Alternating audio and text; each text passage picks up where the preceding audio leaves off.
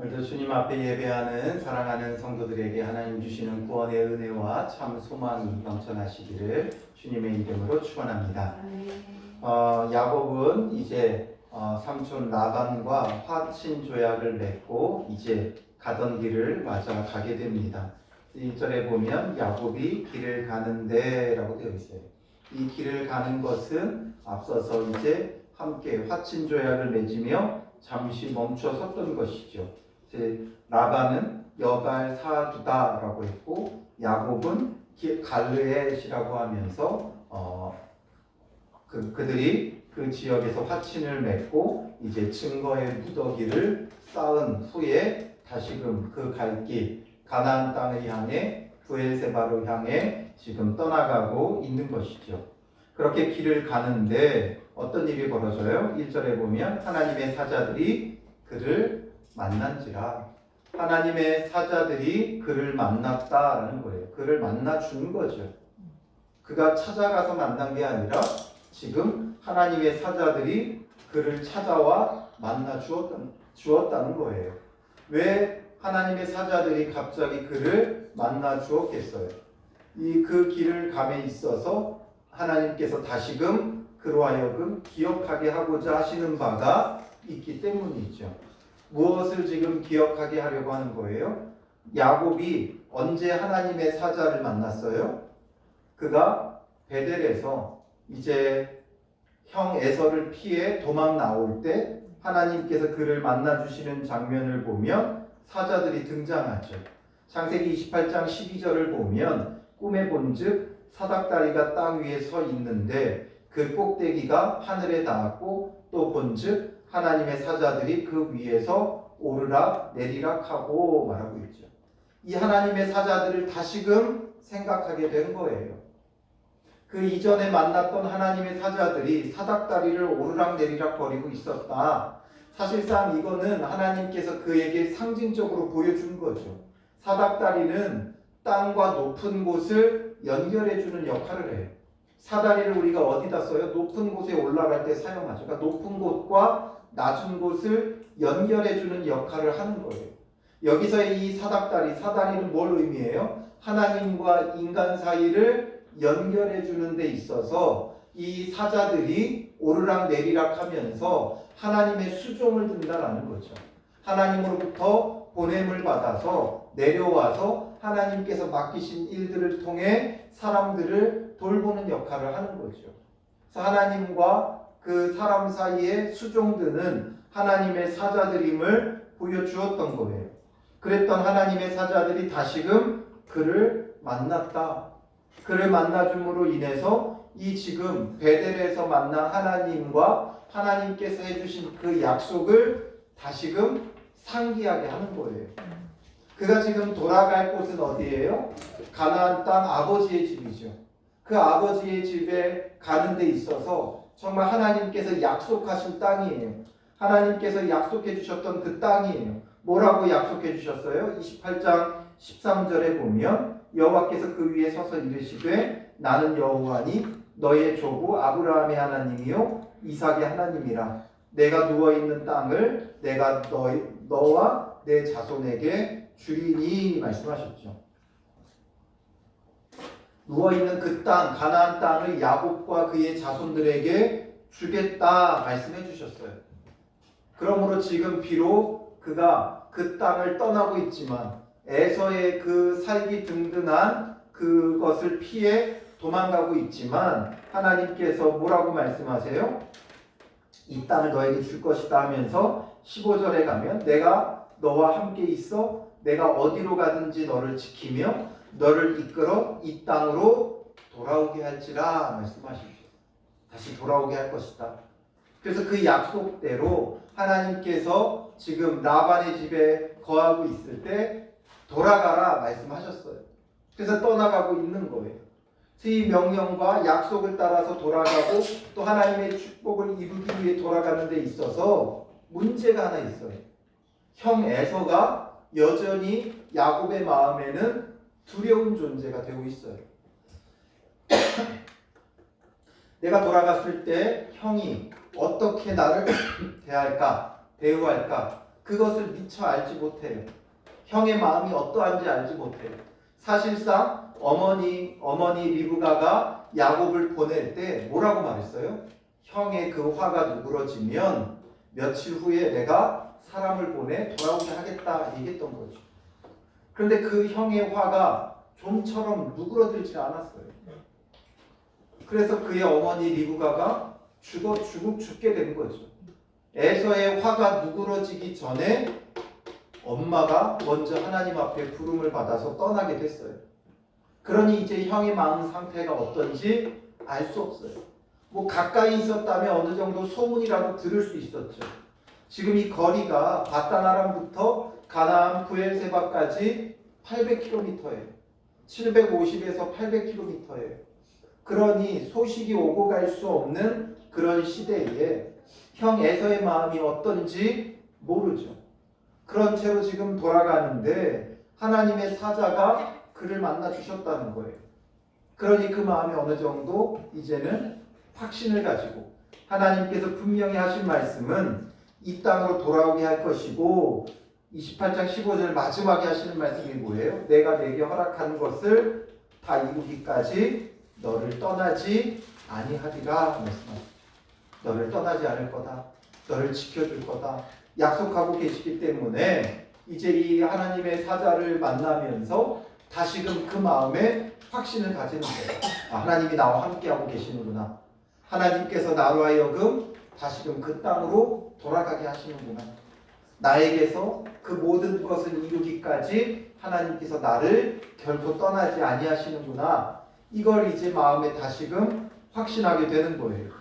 그래서 야곱이 그들을 볼 때에 2절에 뭐라고 말했다 그래요?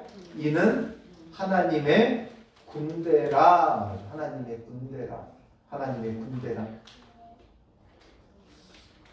마치 하나님께서 천군을 보내 자기를 지켜주시는 것 같은 거예요.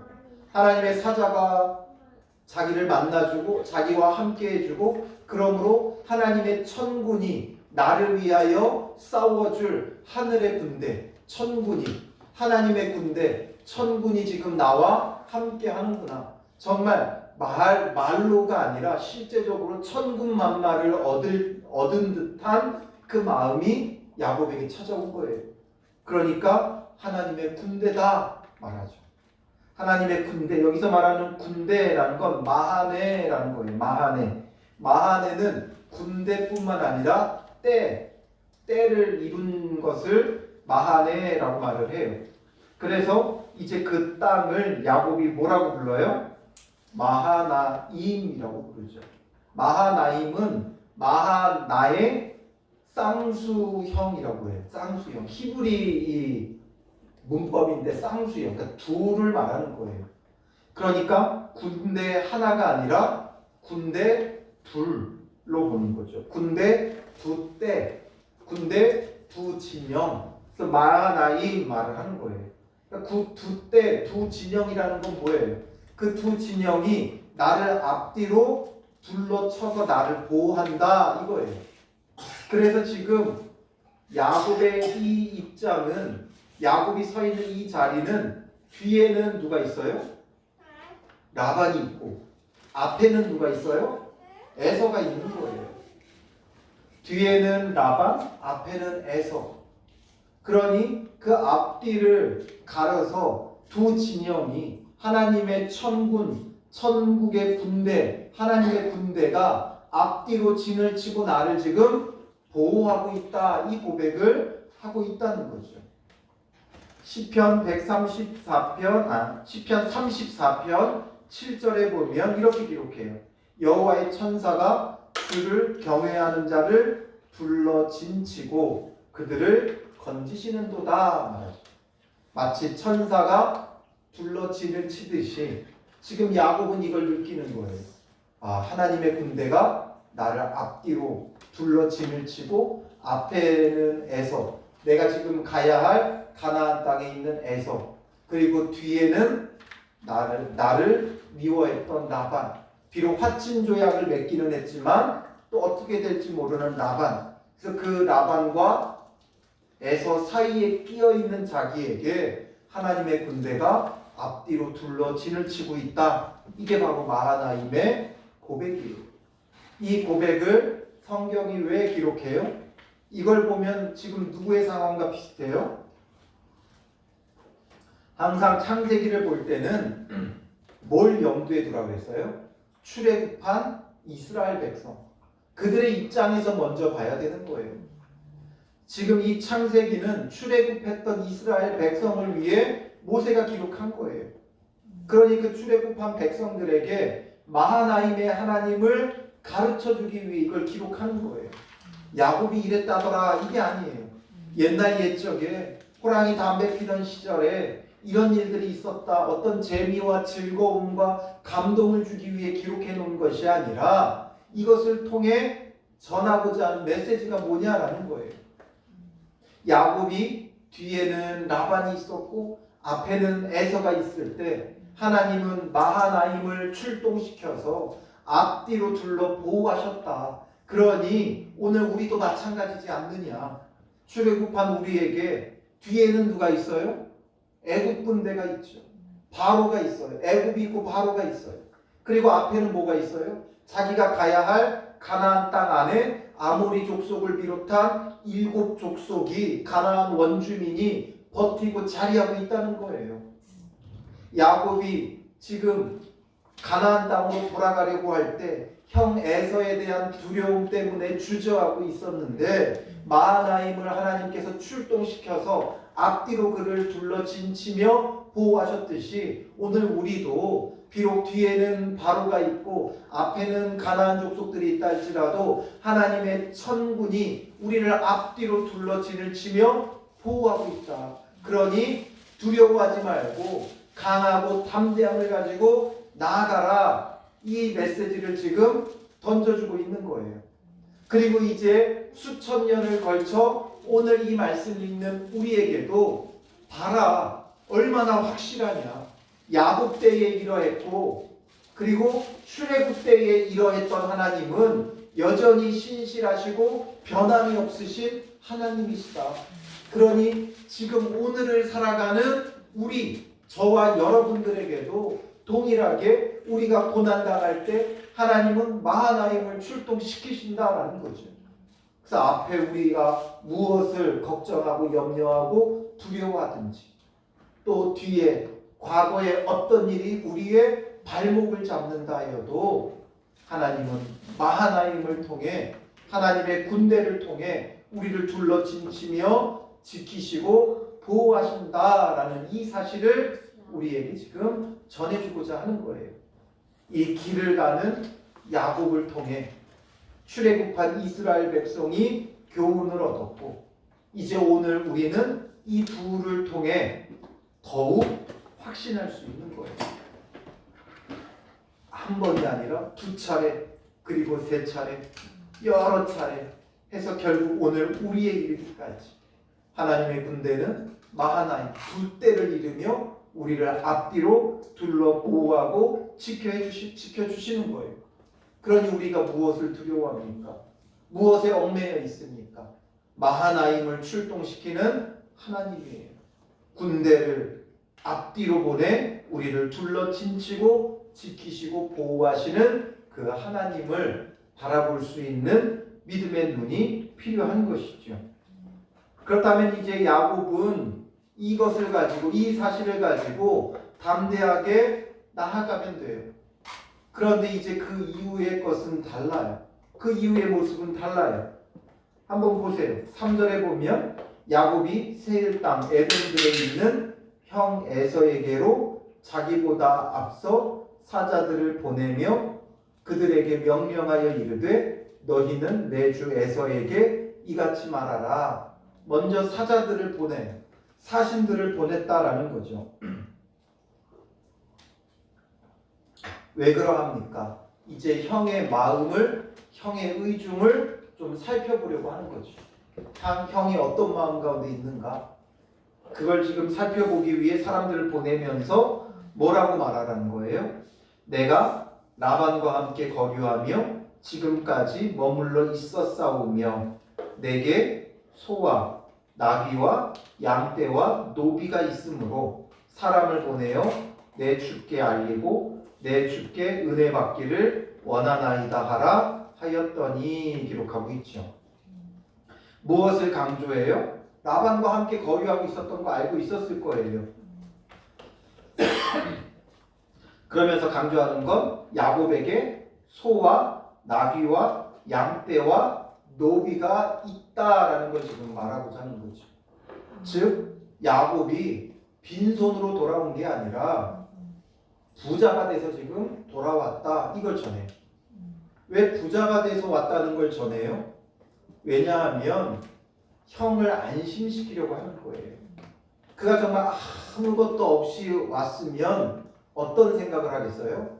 저가 이제 아버지의 상속권을 행사하려고 오는구나. 아버지가 장자의 축복을 야곱에게 해줬는데 이제 그거 가지고 가려고 왔구나. 이 생각을 하게 된다는 거예요. 그러니까 자기에게 지금 아버지의 그 재산에 나는 마음이 없다. 이걸 말하려고 하는 거죠. 그리고 형에게 손해될 게 아무것도 없다.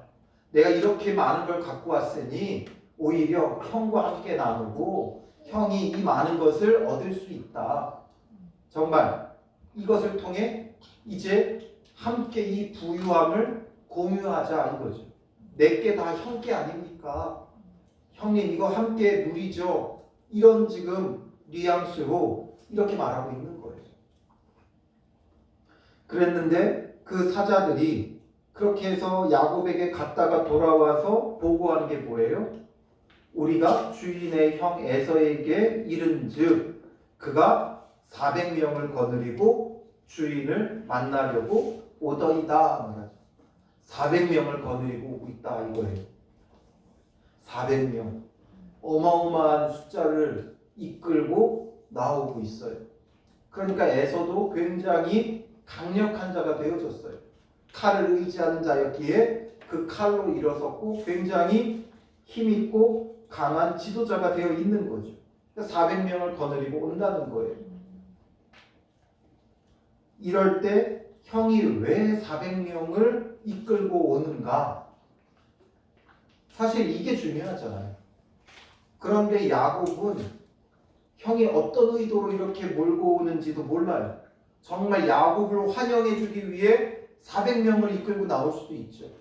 아니면 야곱을 죽이겠다고 400명을 이끌고 나올 수도 있어요. 그런데 여기에서 야곱이 어떻게 해요? 지레 겁먹은 거예요.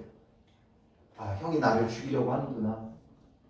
그래서 7절에 보면 야곱이 심히 두렵고 답답하여 되어 있죠. 야곱의 그 심경을 고스란히 보여주는 거예요. 심히 두렵고 답답하여. 형이 400명을 이끌고 나온다고 하니까 가서 형을 어쨌든 독대하고 마주하고 형과의 어떤 그런 원한 관계를 풀기를 힘쓰는 게 아니라 그냥 지레 겁먹고 심히 두렵고 답답했다라는 거예요. 야곱이 믿음의 모습을 아직도 갖추지 못했어요. 하나님의 훈련을 받으며 저 바단 아람까지 갔다가 지금 오는 길이지만 아직도 야곱의 그 믿음은 다 훈련되어지고 연단되어지지 못한 거예요. 그러니까 두렵고 답답함이 찾아오죠. 사실상 생각해봐요. 앞서서 하나님께서 마하나임을 출동시킨 거잖아요. 하나님의 군대를 본 거잖아요. 그런데 그 하나님의 군대가 나를 앞뒤로 둘러 진을 치고 있는데 당장 눈앞에 보이는 형의 400명이 두려운 거예요. 하나님의 군대 마하나임과 형이 이끌고 오는 400명을 비교해 보면 하나님의 군대는 어마어마하죠. 형이 이끌고 온 자는 400명이에요. 물론 고대 사회에 이 400명의 군대는 어마어마하게 큰 군대예요. 이 시대는 나라가 아직 형성되어져 있지 않고 부족, 족장 체제의 그 시대였어요. 그러므로 한 부족에 한 족장에 400명의 군대가 있다면 어마어마하게 큰 군대예요. 그러나 그것이 아무리 크다 한들 하나님의 군대하고는 비교할 수가 없죠. 하나님의 군대하고는 비교가 안 돼요.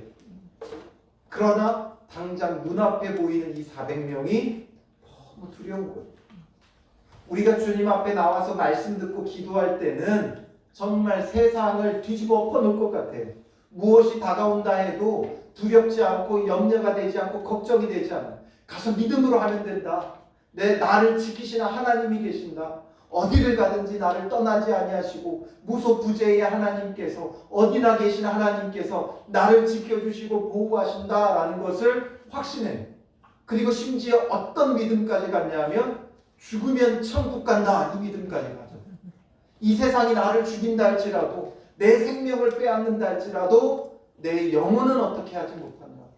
그러니 내가 죽으면 천국 간다 이 믿음까지 가지고 나가요.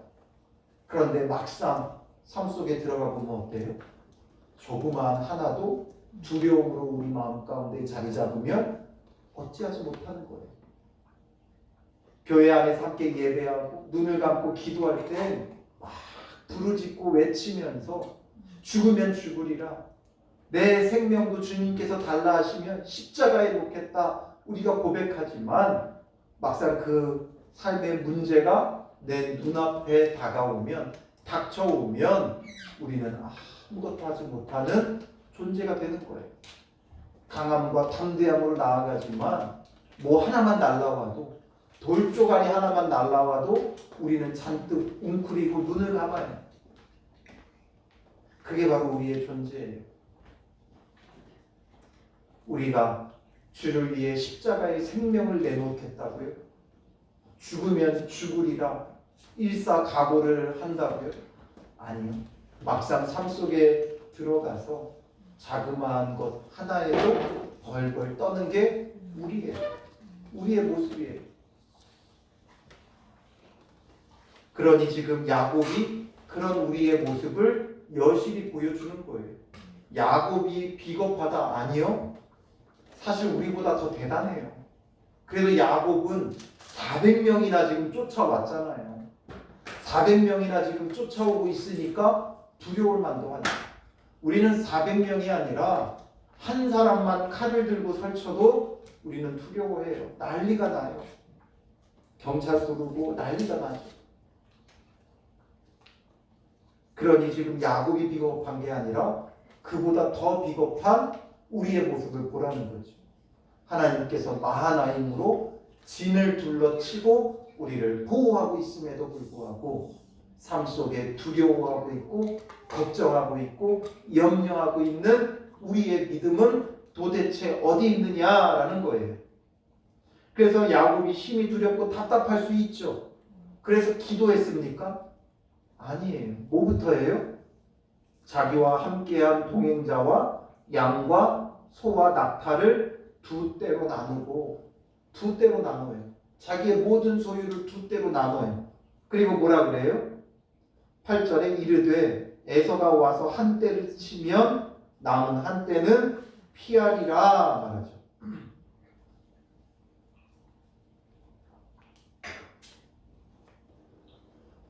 한 떼를 치면 남은 한 떼는 피하리라.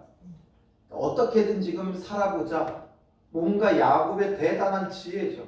형의 지금 의중을 알 수 없으니까 형이 죽이러 왔다면 한 번에 몰살당할 수는 없지 않느냐.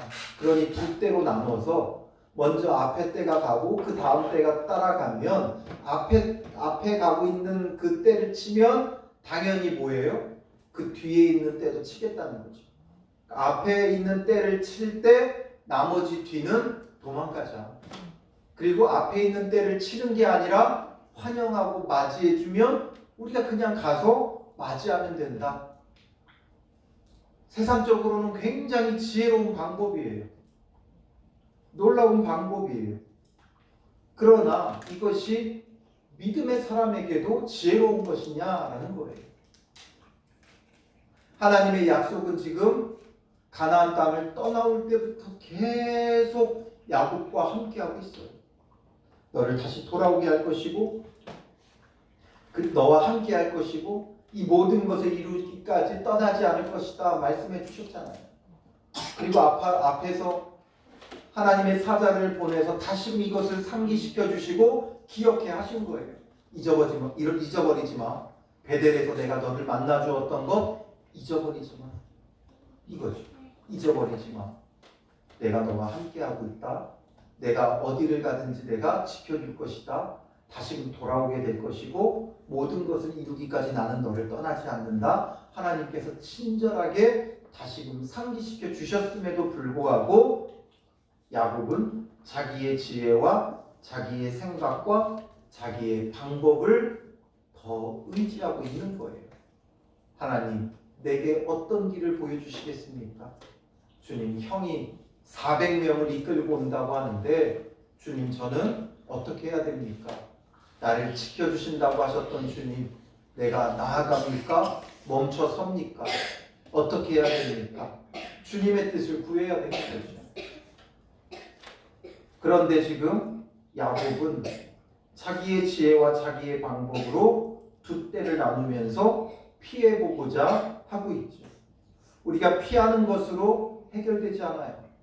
피하는 게 아니라 정면 돌파가 필요할 때가 있어요.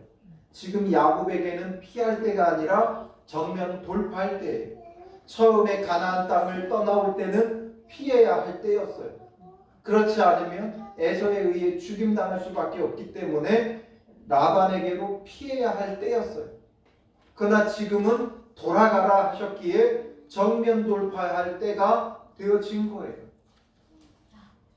형에게 납작 엎드리고 사과하고 자기에게 하신 하나님의 일들을 증언해야 될 때예요. 내가 내 방법으로 축복을 받으려 했다가 이런 일들을 당했습니다. 그리고 그 속에서 하나님께서 나를 이렇게 지켜주셨고 이렇게 돌아오게 하셨습니다. 이걸 증언할 때죠. 그런데 그는 자기의 방법을 쓰고 있어요. 그리고 이제 비로소 9절부터 하나님 앞에 기도하기 시작해요. 그런데 이 기도도 온전한 기도가 아니에요. 뭐가 문제인지를 한번 보세요. 야곱이 또 이르되 내 조부 아브라함의 하나님, 내 아버지 이삭의 하나님 여호와여, 주께서 전에 내게 명하시기를 내 고향 내 족속에게로 돌아가라. 내가 내게 은혜를 베풀리라 하셨나이다. 말하죠. 하나님 나에게 이렇게 말씀하셨잖아요.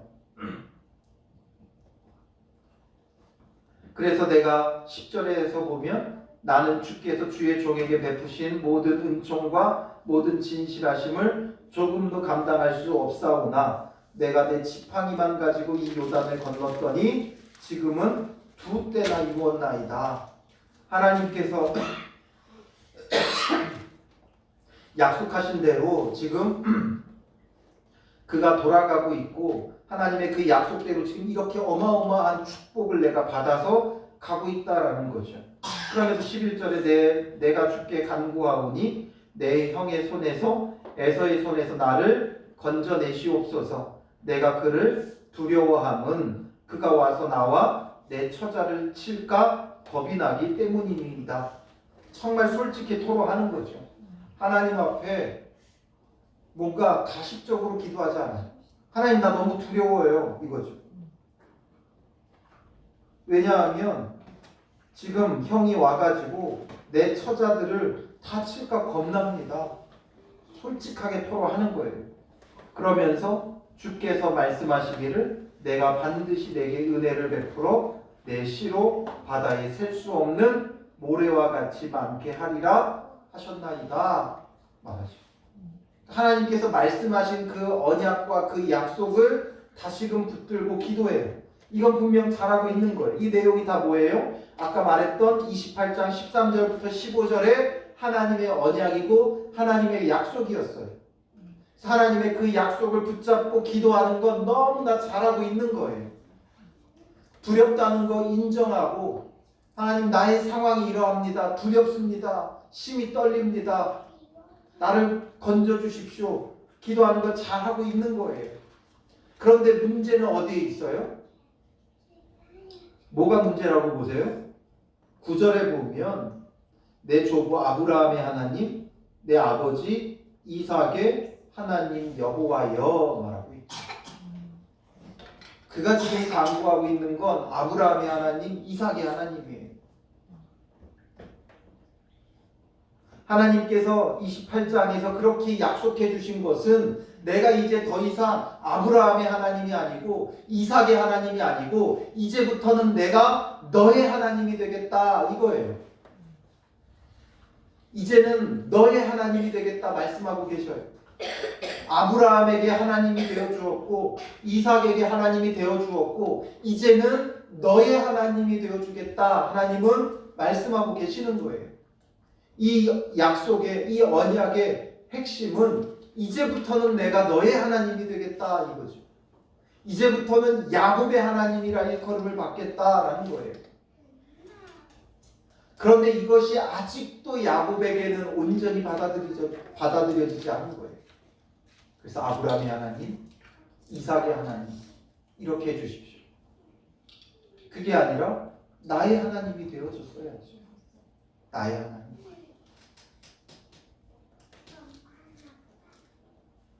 지금 하나님이 아직 야곱에게는 나의 하나님이 아닌 거예요. 아직까지는 나의 하나님이 아닌 거예요. 그래서 앞에서도 계속 언급될 때 내 아버지의 하나님을 언급하죠. 아버지의 하나님.